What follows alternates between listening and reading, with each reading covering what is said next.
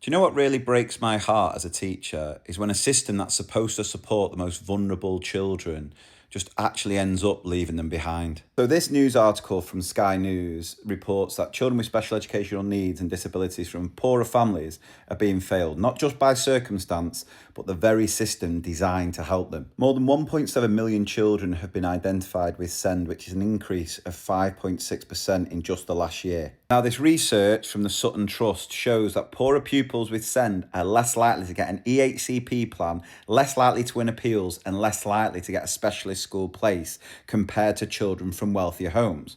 And here's the kicker: if a family can afford to fight, they're more likely to win.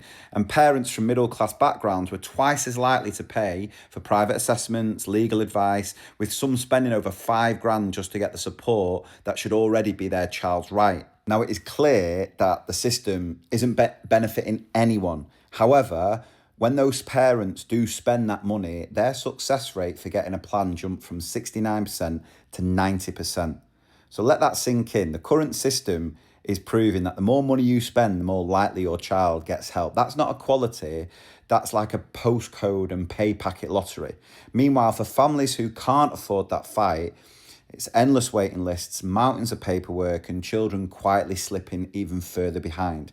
Teachers, Senkos, we know, are doing everything they can, but without funding or capacity, it's like trying to fill a leaking bucket with a teaspoon. And for me, this isn't just a SEND issue, it's a social justice issue. SEND support was meant to level the playing field, not tilt it even more steeply against those who start with less. And while the government are talking about reforms and investment with 740 million, that doesn't mean much if the process is still broken. It's inconsistent and impossible to navigate unless you've got the time, the money, or the legal know-how. Now, here's the reality. If you're a child with additional needs and your parents can't afford to fight the system, you're not just behind at school, you're behind before you even got started. Every child deserves an equal shot, not one that depends on whether their parents can pay for it. Of course, we need more funding, better training, earlier intervention, but above all, we need a fairness, a system where support depends on need, not income. Because right now, this isn't a safety net, it's a sieve, and the children are falling through it deserve better.